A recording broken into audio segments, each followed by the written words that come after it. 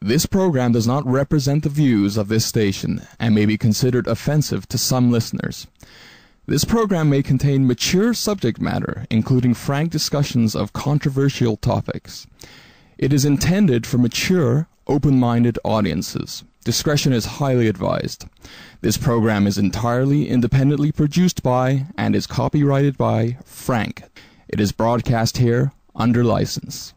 Hi, I'm Howie Silbiger from TrueTalkRadio.com, and you're listening to Frank Talks, Pleasures and Lifestyles.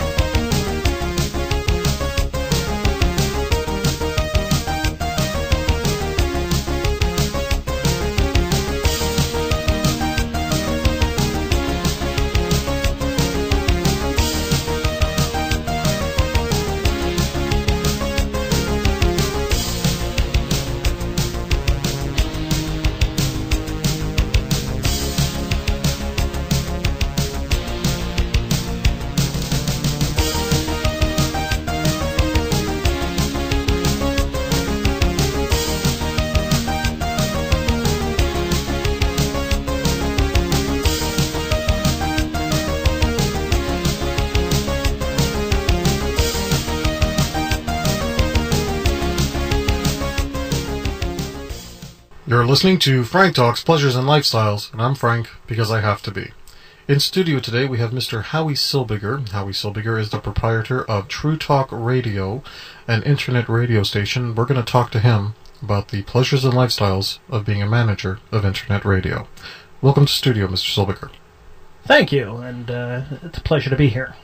Let's start off with some basic questions. Where you were born, and tell me a little bit about your upbringing as it would relate to radio. I was born here in Montreal, and ever since I was very young, probably around 10 years old, I've been listening to talk radio. Fell in love with talk radio when I was a kid, and never left it since then. And I remember when I was probably 10 or 11, I used to have this little white transistor radio. It worked on a AA battery, and I used to hide it under my pillow, because you'd have to go to bed at 10 o'clock at night. And I'd have this little AA battery powered radio under my pillow, and I'd have on talk radio all night, and it'd just be seeping through the feathers of my my pillow. It was kind of cool. And how old were you when you first started doing radio programs?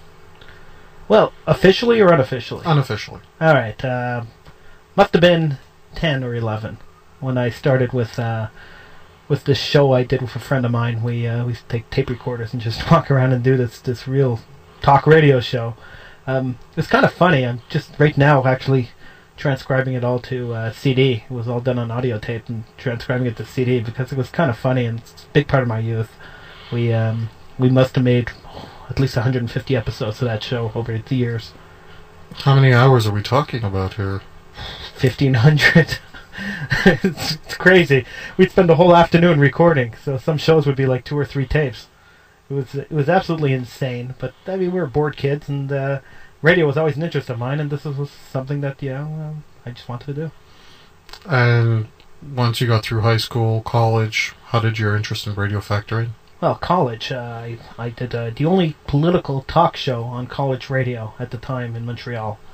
We had a call-in show. It was syndicated on 2 college radio stations. At the time, Concordia University had 2 stations, and the show was syndicated. It was aired on both stations at Concordia, which was the first time that both stations actually cooperated enough with each other to do something, and we syndicated the show on both stations. And what do you think was the appeal of that show that both stations would want it? Well, it was a call-in show. It was the only call-in show we were doing on that radio station, on those radio stations. Everyone else was playing music, and I was doing talk.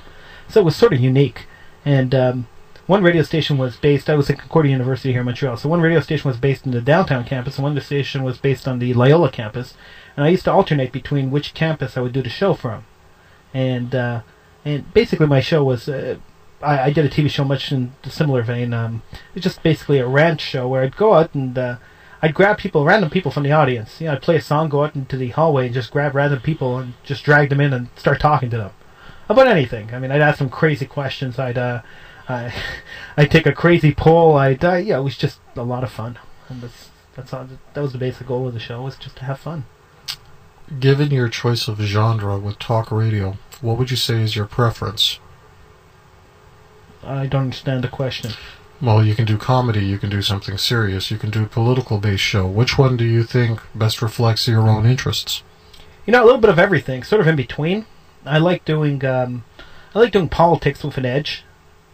I'd be talking to a counter-terrorism expert, for instance, and be asking him about the latest terrorist threat in the United States, and then halfway through the interview I'd throw in a joke, and the guy would just fall off his chair laughing because it was just totally unexpected. It was just like a random thought that came to my mind, and I always keep them laughing. That's my goal. It's always keep them laughing. And what would you say is probably one of the best radio experiences you've had?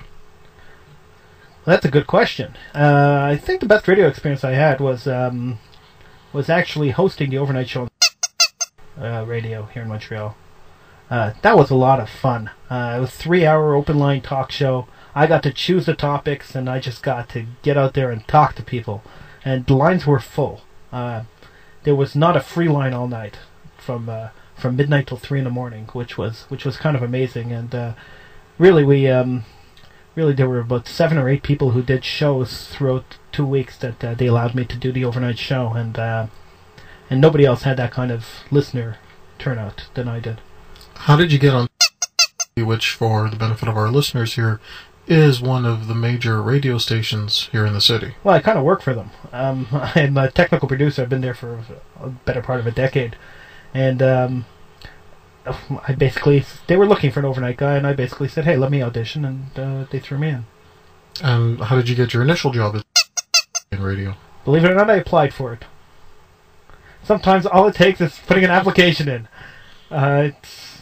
It was the simplest thing in the world. I heard somebody mention on the air that they were looking for someone, and I wrote up a cover letter saying that I heard on the air that they were looking for someone, and I'd like to apply for the job. I had no experience in radio, like professional radio, before. In fact, I was a print journalist. I was working as a newspaper columnist at the time, and I just put in an application. A couple of days later, I got a call saying, "Hey, you want to come in for an interview?" And 3 days later, they hired me. So your education isn't based in radio journalism or radio not even in communications. What is your educational background? Political science and journalism. So you did have some journalistic training. Yes, but it was more print journalism than radio journalism. My focus was on print. I've always been a writer, and my focus was always on print journalism. Radio was always a passion of mine, but I never thought I could make a career out of it, and I still don't think I can make a career out of it. But at the time, I was easier to find a print job than it was to find a radio job. And how hard and how long did you look? For what? For a radio job. I wasn't looking at all. I had run into a radio broadcaster a few months before I got the job, and we were speaking, and he said that maybe he was looking for a researcher, and I could come in as a researcher, and then I pursued that, and I was told no, they weren't really looking, and the guy was talking out of his head, and so I really wasn't pursuing a radio career. I was more into journalism. I was writing for local newspapers. I was covering stories. I was breaking big stories for local press, and I sort of fell into the radio thing. Even though it was always a passion of mine, it was never anything I actually actively pursued. You mentioned that it's very difficult to make a career on radio, and you still don't believe you could. I'd like to know why. What is it about the lifestyle or the world of radio broadcast that really makes you feel that way? Well, the problem with radio broadcast, at least in Montreal, is that it's a one corporation town. So basically, what happens is you have the same people running most of the radio stations in town, and if you're not one of their buddies, or you don't get on the good side of them, you're not part of the old boys club, you don't get ahead. You'll get the job, you'll get a small job, and if you don't buddy up to them, or you don't kiss their butts, excuse the expression, basically you linger in the same position forever. There are guys who have come in as interns and were great butt kissers, and suddenly they were in management. And there are other guys who came in as interns and have been sitting there for 3-4 years as interns, not unpaid interns, for 3-4 years waiting for their break.